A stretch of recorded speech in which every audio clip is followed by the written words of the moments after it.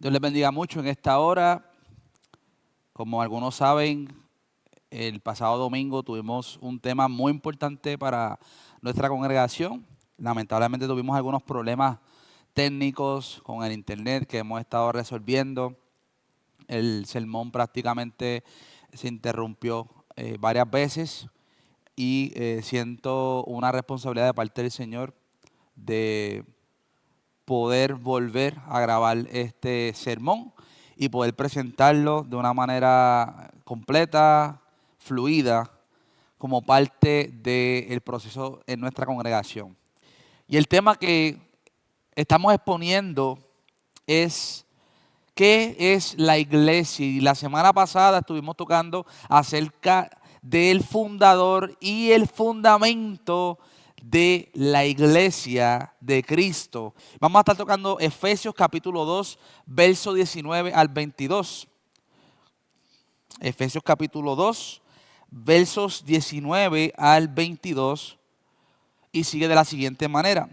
Así que ya no sois extranjeros ni advenedizos, sino conciudadanos de los santos y miembros de la familia de Dios, edificados sobre el fundamento de los apóstoles y profetas, siendo la principal piedra del ángulo Jesucristo mismo, en quien todo el edificio bien coordinado va creciendo para ser un templo santo en el Señor, en quien vosotros también sois juntamente edificados para morada de Dios en el Espíritu.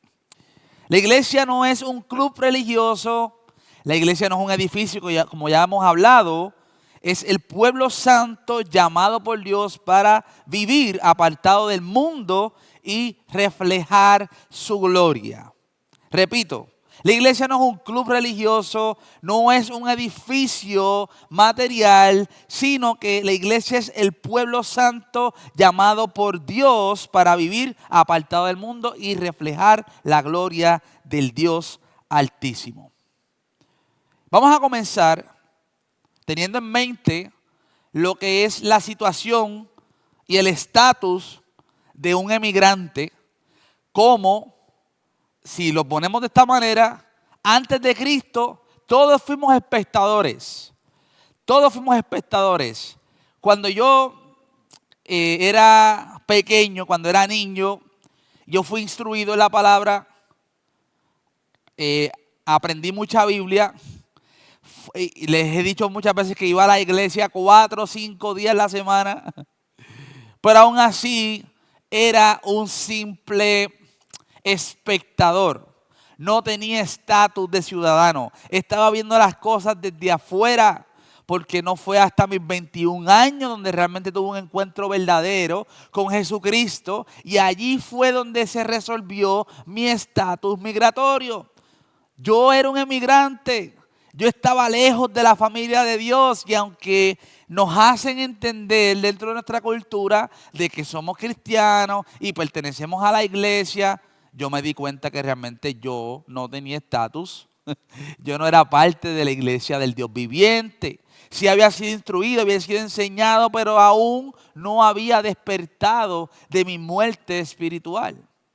No fue hasta entonces cuando, llegando a mis 21 años, tuve ese encuentro verdadero donde hubo un arrepentimiento genuino de mis pecados, donde entendí la gracia, donde entendí la misericordia de Dios, donde realmente me sentí totalmente indigno de recibir la salvación.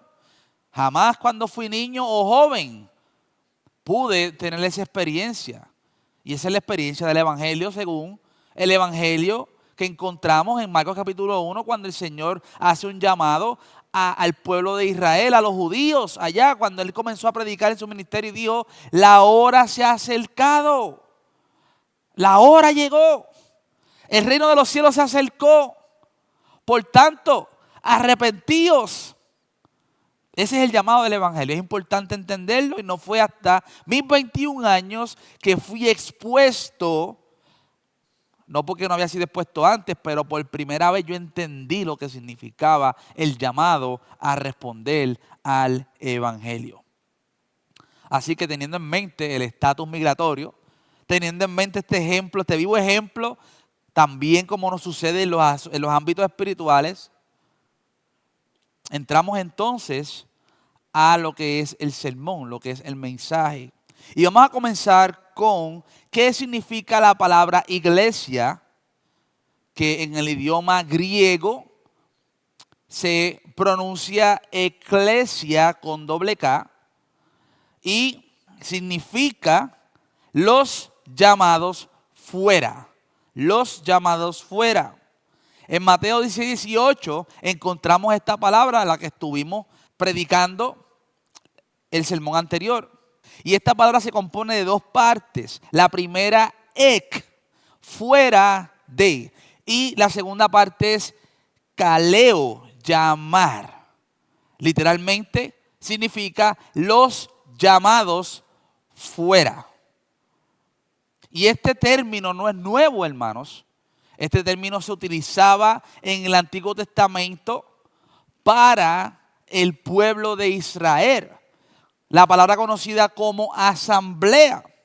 Y en el hebreo se traducía asamblea o congregación con la palabra kahal.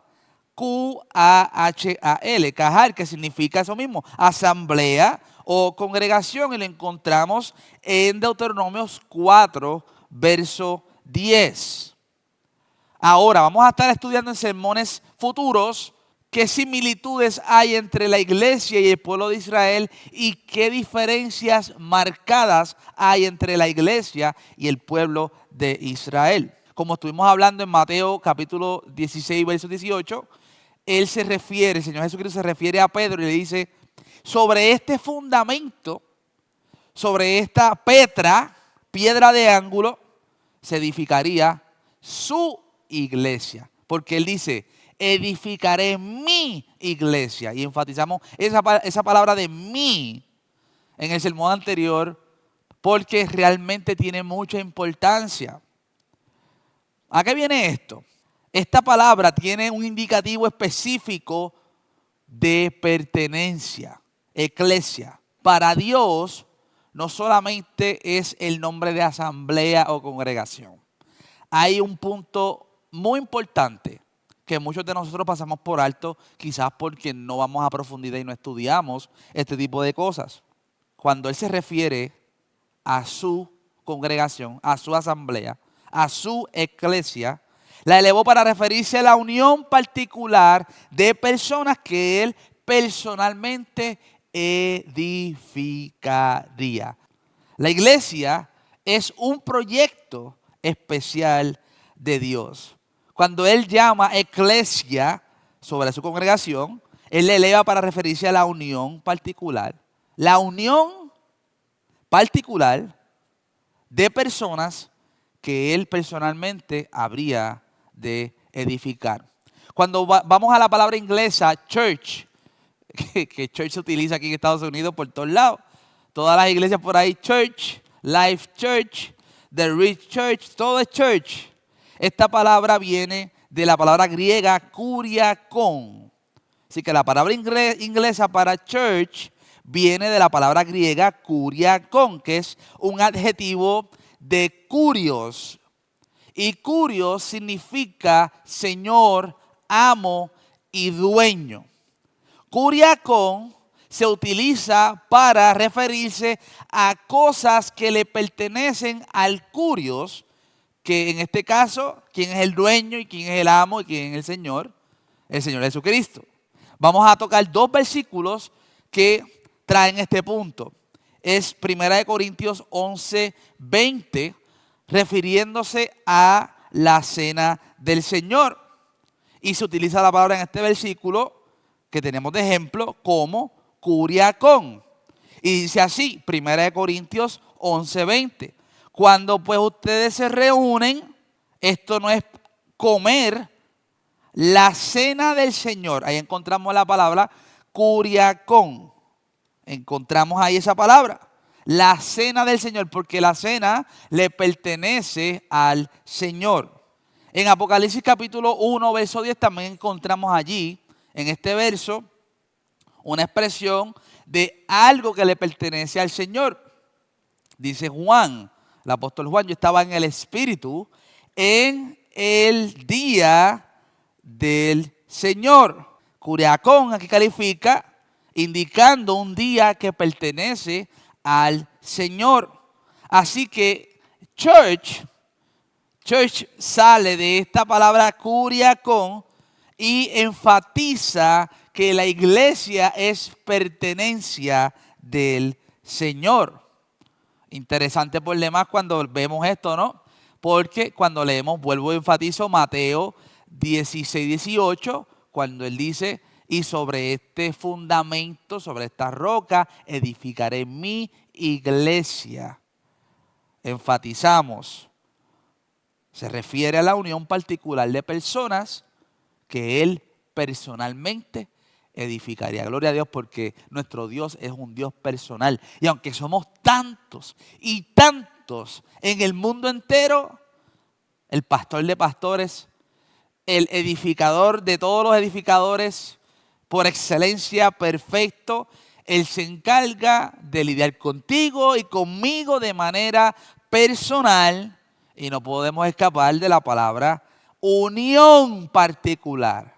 Porque en esta unión particular que todos disfrutamos, ahí Él edifica su iglesia. Esto es bien importante, hermanos, porque nadie puede crecer saludablemente en la fe.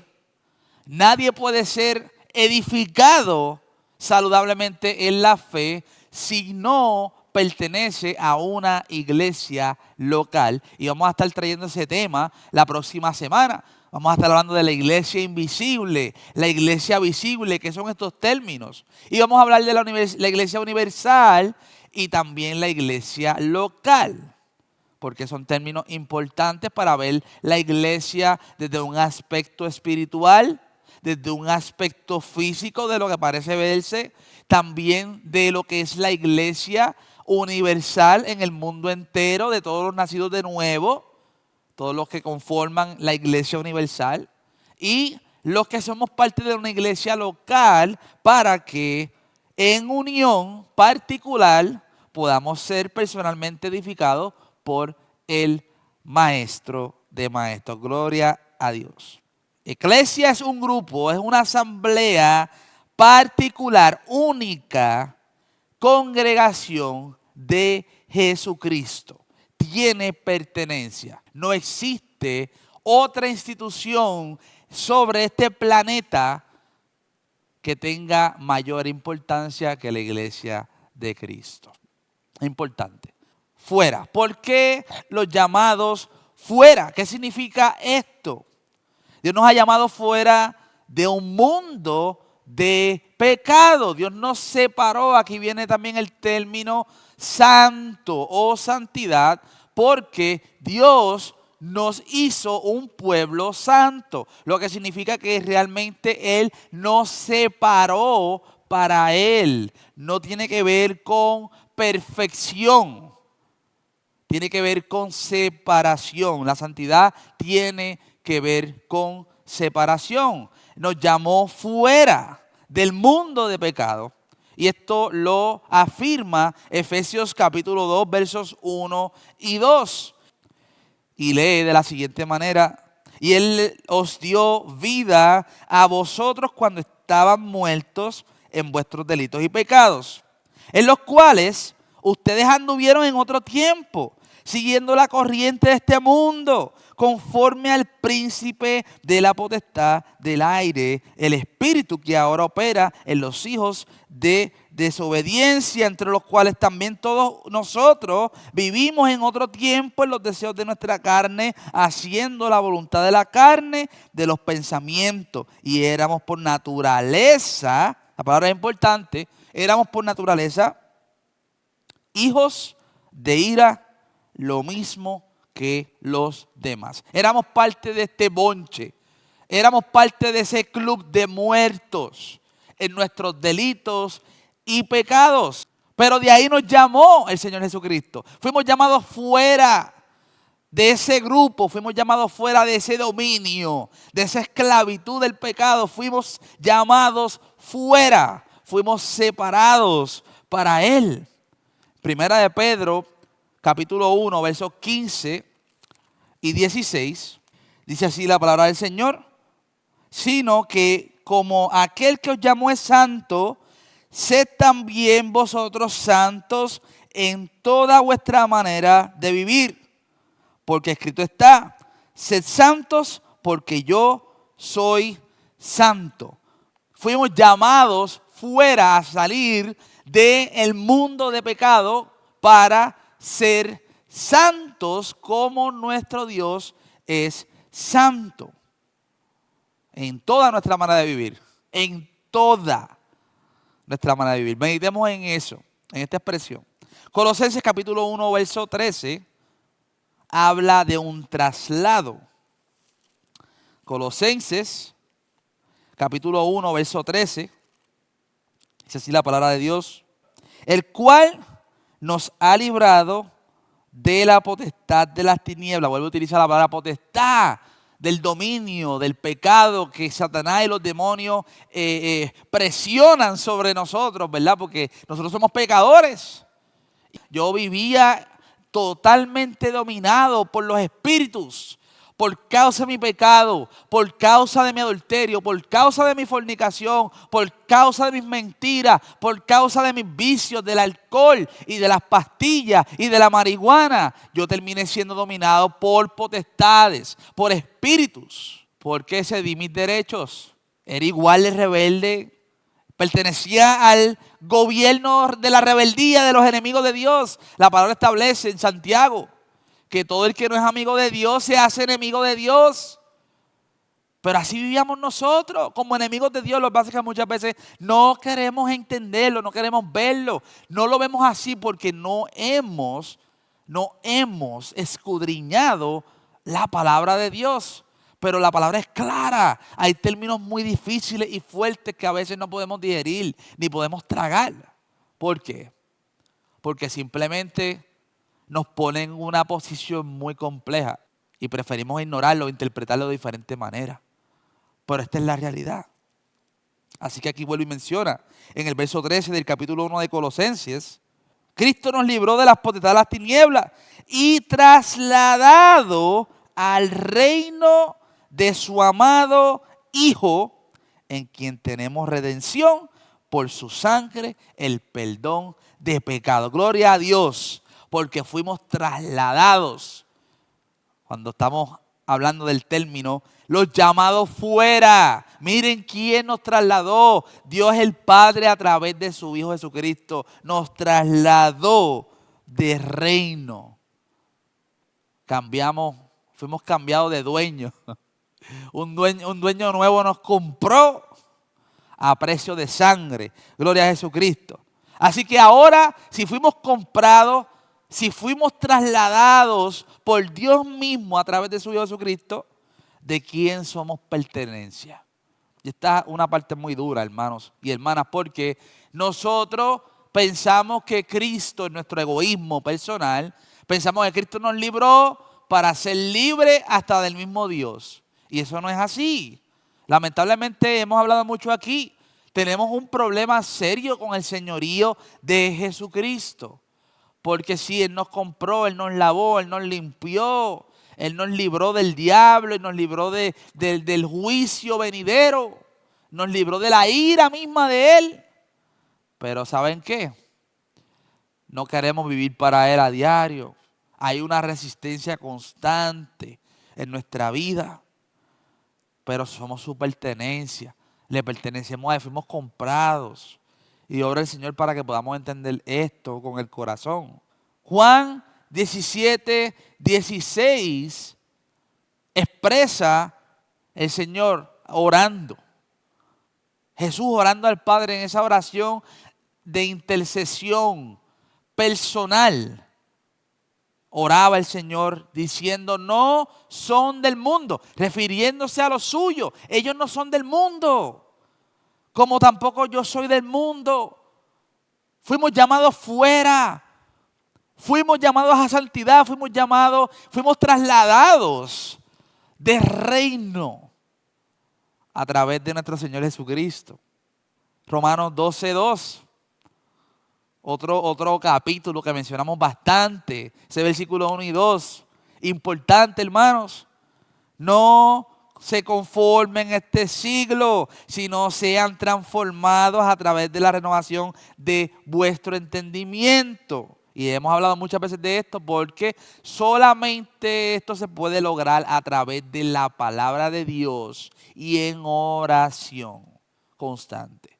La iglesia o la palabra iglesia no significa que estamos aislados del mundo, sino que caminamos y andamos en el mundo con una identidad marcada. Somos propiedad exclusiva, separados del sistema de pecado, mientras seguimos siendo luz en el mundo, caminando sobre las pisadas del Maestro.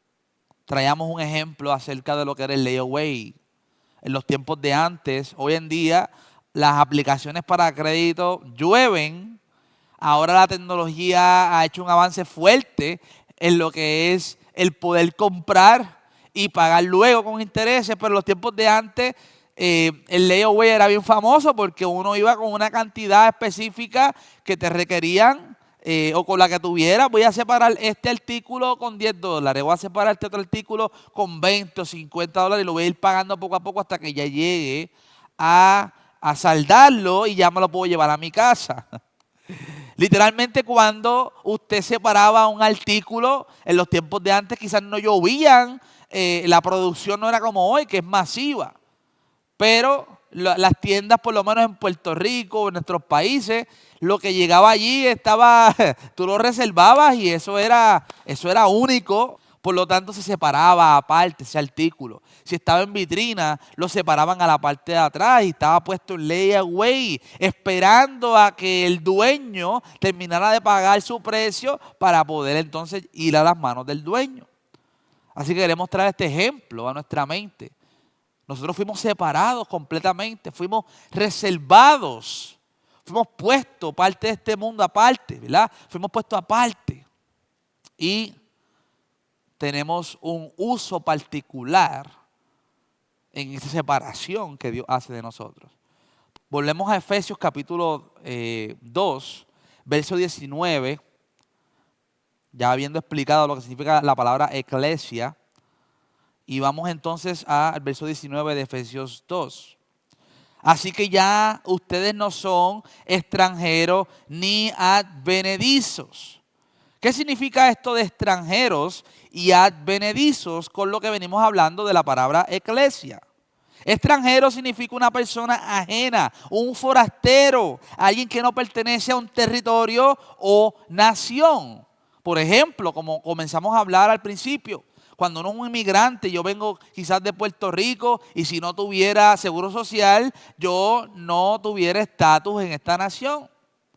No tuviera estatus en esta nación.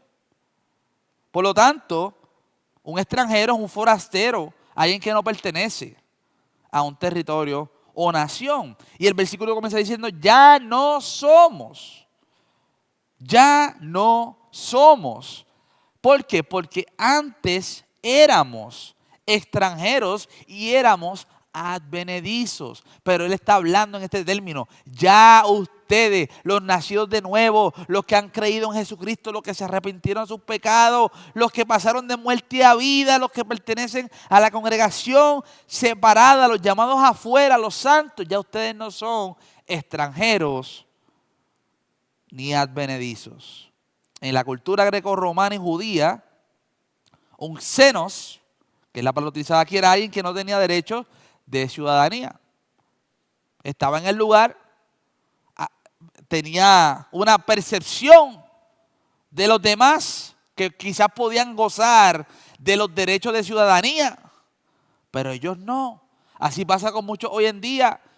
Hay ciertas ayudas que el gobierno da, hay ciertas concesiones, ciertas oportunidades que el gobierno da para el ciudadano y qué difícil es uno estar llenando una aplicación. Comentábamos acerca hace tiempo que mi esposa era residente de esta nación y por 10 años fue residente y cada vez que íbamos a hacer un proceso teníamos que llenar, teníamos que presentar el pasaporte y presentar la información del pasaporte porque ella todavía no era ciudadana, no gozaba de derechos que el ciudadano sí gozaba.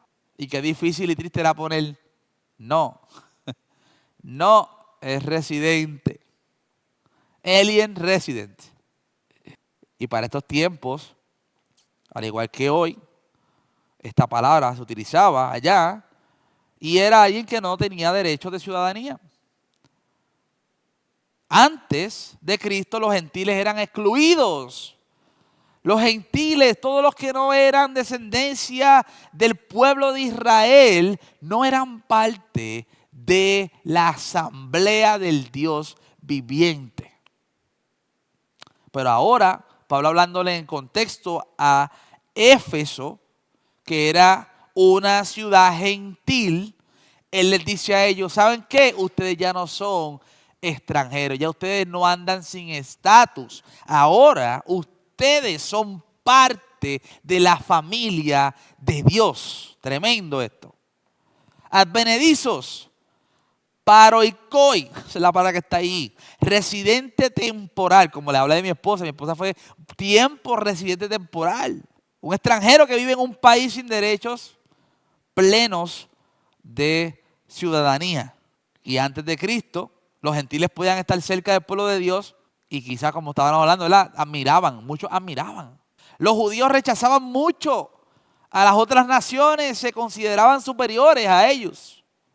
Y muchas veces Jesús les trajo ejemplos acerca de esa actitud que ellos tenían, una actitud que no venía de Dios y que todavía no viene de Dios porque todavía se ve en muchos lugares, ¿verdad?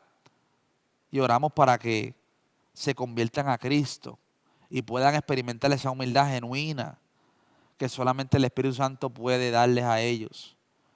Ya ustedes no son ni extranjeros ni advenedizos, ya no son, ya no andan por ahí sin derecho. Ahora tienen derechos plenos, son ciudadanos del reino de Jesucristo. Gloria a Dios. Imagina que un inmigrante indocumentado recibe una ciudadanía. Antes vivía sin derechos, sin identidad, sin acceso a beneficios en la nación que residía. Un día el gobierno le otorga la ciudadanía oficial, le envía una carta dejándole saber del cambio. Le envían un pasaporte nuevo diciendo, ahora eres ciudadano. Tienes acceso a todos los derechos y privilegios de este país. Puedes salir de tu casa con plena seguridad y libertad. Y como estamos hablando, hermano, en este tiempo difícil, que hoy en día lo que está pasando, muchos no saben, muchos están sin estatus y viven con el temor de salir a la calle y ser llevado preso. Y cuando traemos este ejemplo, sí nos da dolor, sí es difícil, sí es complicado estar en esos zapatos, verdaderamente, por causa de las leyes humanas. Pero realmente este es el ejemplo. Este es el ejemplo que usted y yo debemos entender. ¿Por qué? Porque somos muy buenos viendo lo que pasa en el ámbito visual, físico, entre los seres humanos. Entendemos mucho esto. Lo argumentamos, lo discutimos, lo hablamos.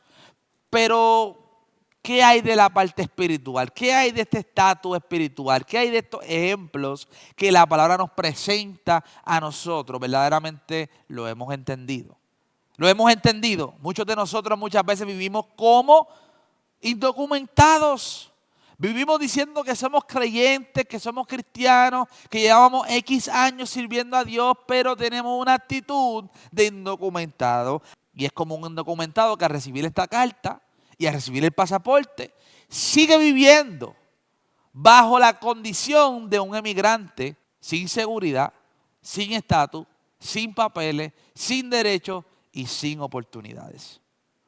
Es como guardar la carta en un cajón, en una gaveta, y nunca usarlo. Es como seguir escondiéndonos, porque pensamos que todavía nos van a atrapar. Si salimos afuera, nos van a deportar. ¿Cuál es tu situación? ¿Cuál es la mía? ¿Cómo estoy viviendo yo? ¿Cómo es mi mentalidad? ¿Realmente aprovecho diariamente? ¿Soy agradecido de estar en esta condición? ¿Cómo está tu corazón? ¿Cómo está tu mente? ¿Cómo está tu entendimiento de esta realidad? La iglesia es el cumplimiento de la profecía Dios forma un nuevo pueblo. Verso 9, así que ya ustedes no son ni extranjeros ni advenedizos. ¿Cómo encaja la iglesia en el plan de Dios desde el principio? Esta palabra eclesia, los llamados fuera. ¿Pero dónde salió esto? Es la pregunta. ¿De dónde viene esto? ¿Cuál es el origen de esto? De esta palabra que indica pertenencia del Señor, de un grupo particular unido, siendo personalmente edificados por Jesucristo mismo. Dios había profetizado desde antaño, desde el Antiguo Testamento, desde el Génesis. Había profetizado que traería a las naciones y las haría parte de su gran familia. Dios estaba preparando el camino para la iglesia y comenzó haciéndolo a través de Abraham. Hay una cita en Génesis capítulo 12, versos 2 y 3, donde el Señor le habla a Abraham y profetiza acerca de ese resultado final que se iba a manifestar en algún punto de la historia. Verso 1, vamos a empezar con el 1. Pero Jehová había dicho a Abraham, vete de tu tierra y de tu parentela y de la casa de tu padre la tierra que te mostraré. Verso 2. Y haré de ti una nación grande y te bendeciré y engrandeceré tu nombre y serás bendición. Y bendeciré a los que te bendijeren y a los que te maldijeren maldeciré y serán benditas en ti todas las familias de la tierra. Tremenda esta promesa que Dios le hace al padre Abraham, al padre de la fe. Haré de ti una nación grande y te bendeciré y serán benditas en ti todas las familias de la tierra. Porque estas leyes y estatutos que Dios entregó a Moisés y al pueblo de Israel, descendencia de Abraham, y realmente Dios hizo pacto por causa de los padres, ¿verdad? Y cumplió estas promesas al pueblo de Israel. Pero realmente Dios tenía en su plan eterno expandir a todas las naciones de la tierra. Y como usted sabe, desde un principio en el libro de Génesis, cuando se da el evento del diluvio, ya hay una separación simbólica allí. Inclusive los animales que él manda a Noé a entrar en el arca estaban divididos por los animales limpios y los inmundos. Así que ya desde el principio había algo simbólico dándose, y cuando vemos en Hechos, cuando el ángel se le aparece a Pedro en esa visión para hablarle acerca de la familia de Cornelio, que él es un gentil, Dios le muestra en visión a Pedro un lienzo que baja con diferentes animales, y cuando baja a tierra escucha una voz que dice: Pedro, mata y come. Y Pedro se refiere y dice: Señor, jamás cosa inmunda entró en mi boca. ¿Cómo tú me dices a mí, mata y come? Y me encanta la respuesta, la divina respuesta que dice: no llames inmundo a aquello que el Señor limpió. No llames inmundo a aquello que el Señor ya limpió. Pero el mensaje realmente era: vete y atiende a Cornelio y su familia, porque el Espíritu Santo que ustedes recibieron también voy a derramarlo sobre ellos. Ya no tiene que ver circuncisión, ya no tiene que ver descendencia. En la carne del pueblo de Israel, ahora iban a ser benditas todas las familias de la tierra. Y sabemos que Abraham fue el padre de la fe, y a través de la fe, que es un don dado por Dios.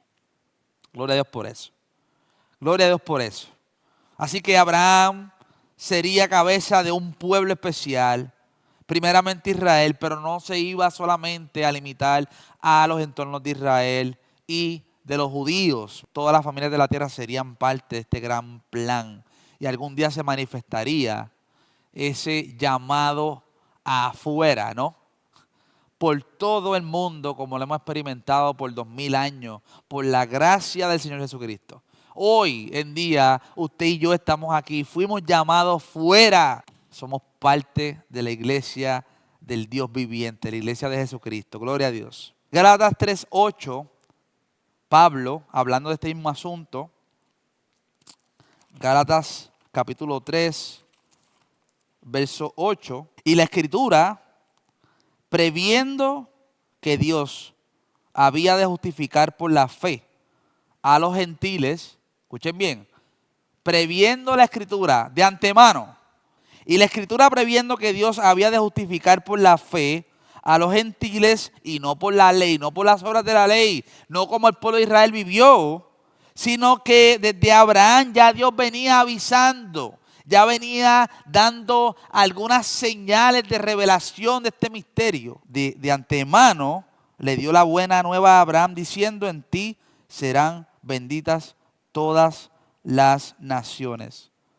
De modo que los de la fe son bendecidos con el creyente Abraham. Interesante. Podemos leer ahí, Romanos capítulo 9, versículos 24 al 26. A los cuales también ha llamado, esto es, a nosotros, no solo de los judíos, sino también de los gentiles, como también en Oseas dice: llamaré pueblo mío al que no era mi pueblo, y a la que no era amada, amada. Y en el lugar donde se les dijo: vosotros no son mi pueblo, allí serán llamados hijos del Dios viviente. Y no solamente Oseas, también Isaías clama tocante a tocante a Israel. Si fuera el número de los hijos de Israel como la arena del mar, tan solo el remanente será salvo, porque el Señor ejecutará su sentencia sobre la tierra en justicia y con prontitud. Y como antes dijo Isaías: si el Señor de los ejércitos no nos hubiera dejado descendencia, como Sodoma habríamos venido a ser, y a Gomorra seríamos semejantes. Ya el Antiguo Testamento estaba hablando acerca de lo que realmente iba a quedar del pueblo de Israel, un remanente, un grupo de hombres que también serían parte de esta iglesia de Cristo, porque la iglesia de Cristo, después de que nace en el libro de Hechos capítulo 2, la componen tanto judíos como gentiles. Y al sol de hoy, en Israel, allá en esa área de Jerusalén, ya hay judíos que creen en el Mesías, en Jesucristo, como el Hijo de Dios, el Mesías esperado, y por lo tanto forman parte de la iglesia, porque la iglesia está compuesta tanto de judíos como de gentiles, creyentes en el único Mesías verdadero, Jesucristo. Efesios capítulo 2, 14 al 16. Dice así: porque Él es nuestra paz, que de ambos pueblos hizo uno. De ambos pueblos hizo uno, derribando la pared intermedia de separación, aboliendo en su carne las enemistades, la ley de los mandamientos expresados en ordenanzas, para crear en sí mismo, en él mismo, de los dos un solo pueblo, un solo y nuevo hombre, haciendo la paz, y mediante la cruz reconciliar con Dios a ambos en un solo cuerpo, matando en ella las enemistades. Así que hay paz, hay unión. De los dos pueblos hizo uno. El que esté en Cristo y esté con esa enemistad, tenemos que considerar nuestro estatus migratorio, si somos parte realmente de la nación del reino de los cielos, ¿no? Si somos parte de ese reino, tenemos que realmente considerarlo. Porque en Cristo se hizo la paz y la unión entre dos pueblos. Se quitó todas las barreras que impedían. Había un hombre esclavo que durante toda su vida observaba de lejos una familia real. Él veía cómo disfrutaban del amor, disfrutaban del rey, tenían poder, tenían beneficios, privilegios, participaban de la protección de este rey. Y los que formaban parte de esa nación vivían seguros, tenían provisión suficiente y lo mejor de todo, poseían una identidad única y especial. Esta señal única que ellos tenían los marcaba y los distinguía del resto del mundo. Y él, esclavo, preso, en servicio, obligatorio, anhelaba esa libertad y quería ser parte de esa familia. Yo daría lo que fuera por ser parte de esa familia. Y cada vez que veía cómo ellos adoraban a su rey y cómo lo veneraban y cómo el rey los respaldaba y cómo el rey los bendecía y les daba identidad, los afirmaba, él se gozaba por un lado, pero se afligía por otro. El problema era que él no pertenecía a esa familia, él solamente era un espectador. Era un simple esclavo sin derecho ninguno. Desde su nacimiento en esta condición, por más que admirara la forma de vida de estas personas, él nunca tendría el chance de poder ser igual a ellos. Pero un día algo cambió y el rey de esta nación, el rey de esta familia, extendió una invitación y en su misericordia decidió llevar a cabo un acto único que ningún rey jamás había hecho ni hará. Tomó la acción de cambiar para siempre las condiciones del derecho. Pues este rey deseaba que todos pudieran disfrutar de su persona, de su respaldo, de su protección, de sus beneficios. Así que entregó su propia vida para que todos aquellos esclavos creyeran en él. Se hizo esclavo igual que ellos. Se rebajó a la condición de ellos por amor a ellos. En ese momento este hombre dejó de ser un extranjero y se convirtió en un miembro pleno de la familia real. Y esta es la historia de lo que Dios ha hecho con cada uno de los que formamos parte de la iglesia de Cristo. Cuando uno escucha una historia como esta, uno dice, mano, pero ¿qué persona va a hacer algo así? Es como la serie de las películas de las crónicas de Narnia. El rey león que representa al león de Judá. Y por amor a este niño, por amor a este único ser que había provocado la caída de muchos, él tomó la decisión de someterse bajo el dominio de las potestades enemigas para poder librarlos a ellos de su condenación. Por siglos los gentiles habían sido extraños al pacto de Dios. Quizás para ti y para mí es algo que no tenga mucho sentido. Pero cuando vamos a la palabra de Dios podemos entender que usted y yo no merecemos estar hoy donde estamos, ni merecemos ser parte de donde estamos. Simplemente esta gracia que nos alcanzó a nosotros. Hoy por hoy podemos nosotros tener la esperanza de vida. Hoy por hoy, si morimos hoy, si salimos a la calle, algo nos pasa, podemos andar en paz. Podemos esta noche poner nuestra cabeza en la almohada en paz, porque sabemos en quién hemos puesto nuestra confianza, porque sabemos que ya no somos extranjeros ni advenedizos, ya no somos forasteros, ya no somos simplemente espectadores, sino formamos parte de esta familia. No solamente admiramos de lejos, sino que somos esa familia, somos parte, disfrutamos de los beneficios, disfrutamos del amor, disfrutamos de la esperanza, de la fe, de la unidad. Sigue diciendo el verso 19 de Efesios 2.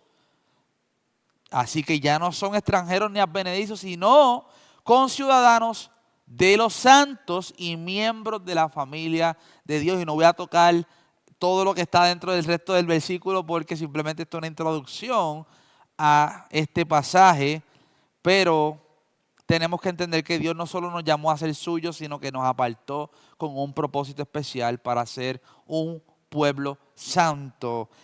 Y esto es la iglesia. Y repetimos y recalcamos, la iglesia no es una simple reunión o una asamblea más dentro de este mundo o de la sociedad, sino que somos un pueblo separado por Dios y para Dios. Santo significa separado para Dios. Y vemos en el Antiguo Testamento cuánto énfasis Dios le dio a este asunto. Israel fue llamado a ser una nación santa. Lo vemos en Levíticos 20, 26. También en 1 de Pedro 2:9, un versículo que conocemos mucho. También dice que la iglesia es llamada a ser y es nación santa, pueblo adquirido por Dios. Es uno de los versículos que vamos a estar también tocando dentro de esta serie. Por lo tanto, como somos eso ahora, como Dios ha manifestado y ha reflejado a través de la Escritura nuestra nueva identidad, debemos vivir como un pueblo separado para un uso único que Él tiene para cada uno de nosotros. Nuestro comportamiento, nuestros pensamientos, nuestras prioridades, nuestros valores deben reflejar lo que somos en Cristo. Y pregunto, ¿esta es de la manera en que vivimos, iglesia? ¿Esta es de la manera que yo he vivido? Yo les confieso que no. Yo les confieso que muchas veces, por falta de entendimiento de esta identidad que tenemos en Cristo, por falta de meditación, por falta de escudriñar, por falta de responder a ese llamado del Espíritu Santo constantemente, de ven, búscame, aprende, descubre los tesoros en el entendimiento, ¿verdad? Porque cuando estamos leyendo la palabra, todos estos tesoros se revelan a través de ella. ¿Y cuánto tiempo hemos vivido desconociendo estos tesoros porque simplemente vivimos parcialmente? Vivimos con parcialidad. Que el Señor nos ayude en esta hora, que Dios nos levante en esta hora, que tenga misericordia de nosotros. La iglesia es un pueblo santo, lo que significa que la iglesia es un pueblo apartado, separado con un fin. La iglesia está en el mundo, como dijo el Señor Jesucristo en Juan 17, pero no somos del mundo. Estamos en el mundo, pero no somos del mundo. Y aunque Jesús no nos llamó a vivir en aislamiento, sino que nos llamó a alumbrar, a hacer luz en medio de la oscuridad, según Mateo capítulo 5, 14 al 16, nuestra misión no es escapar del mundo, sino influenciarlo con la verdad del Evangelio, primero con nuestra propia vida. Ese fue el llamado que le hizo el pueblo de Israel, a mostrar al mundo, a proclamar las grandezas del Dios verdadero a un mundo que adoraba piedra, madera, animales muertos, seres humanos muertos. Estos eran sus dioses. Sin embargo, Israel se desviaba constantemente y caía bajo la misma condición deprimente de las demás naciones. La iglesia enfrenta el mismo peligro hoy, el adaptarnos demasiado al mundo y perder nuestro estatus de momento, porque sí, fui separado para un uso particular, pero de momento me veo contaminándome y siendo de un uso común. Apóstol Pablo dice, si las mismas cosas que derribé, las mismas vuelvo a edificar, necio me hago. Así que pensemos en esto, hermano. Pensemos en esto, no vivamos en necedad. Vivamos como separados para Dios. Nuestro llamado es a vivir cumpliendo este propósito único. Como Primera de Pedro 9 nos habla, que somos un pueblo separado, adquirido por Dios para un propósito. Y en ese versículo está plasmado allí, y no vamos a entrar en él hoy de lleno, pero dice, para que anunciemos las virtudes de aquel que nos llamó de las tinieblas a su luz admirable. Y esta es nuestra esencia, hermano, diaria. Esa es la sal con la que somos salados, el nosotros anunciar las virtudes de aquel que nos llamó de las tinieblas a su luz admirable. Así es como ejercemos el salar al mundo. Cuando anunciamos las virtudes de aquel, cuando nuestro motivo de vida es Cristo, su anuncio, todo lo que tiene que ver con Él. Este es nuestro propósito, hermano. Por eso estamos aquí vivos. Por eso hoy respiramos.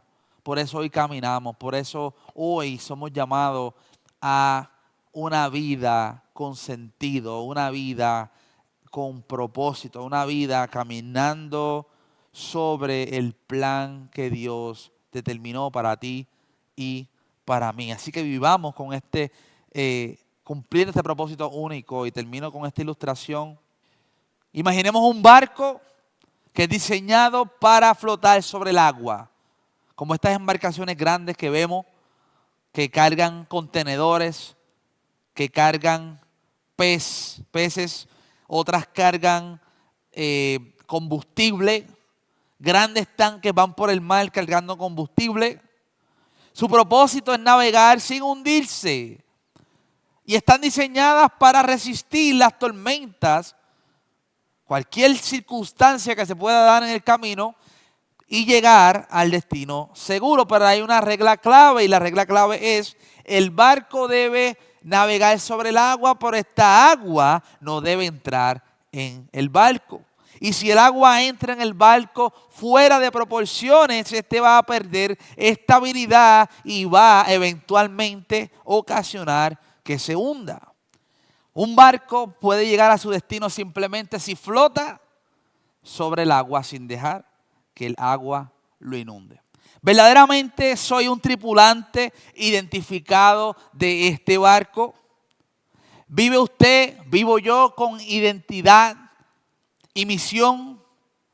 ¿Seguimos viviendo usted y yo como espectadores, como admiradores a lo lejos de los que disfrutan el beneficio, o somos usted y yo directamente beneficiarios del Rey de Reyes y Señor de Señores, del fundador y del fundamento de esta gran institución llamada la Iglesia de Cristo? Meditemos en esto. Padre, te doy gracias por este tiempo, gracias por esta palabra, gracias por estas verdades, Señor, porque sabemos y podemos entender el trato único, el amor único que has mostrado para con tu iglesia, Señor. Queremos crecer en esta verdad. Lo que significa, somos tu pertenencia. Nos has separado, nos has dado un trato único. Hemos recibido esta gracia, esta misericordia, Señor, para ser edificados en unidad personalmente por ti. Te damos gloria a ti, Señor, porque esto provoca un sentir especial en nuestros corazones. Nos hiciste santos, nos separaste con un propósito único, Señor, y te pedimos que por favor cada día podamos nosotros realizar esta verdad, que podamos vivirla. No solamente tenerla en la mente o discutirla o hablarla en medio de la congregación, sino que también podamos vivirla diariamente, Señor. La gloria y la honra son para ti. Te damos gracias y queremos seguir creciendo, Padre, que esta iglesia semanalmente, Señor, podamos ir entendiendo qué es lo que estamos haciendo, por qué estamos aquí, qué somos delante de ti, cuál es nuestra identidad, y poder ver la iglesia como tú la ves y como tú la presentas a través de tu palabra, Señor. Ese es nuestro deseo y nuestra oración, Señor, y que estas verdades puedan transformarnos para siempre en el poderoso nombre de Jesús. Pedimos estas cosas. Amén y amén. Dios les bendiga, hermanos.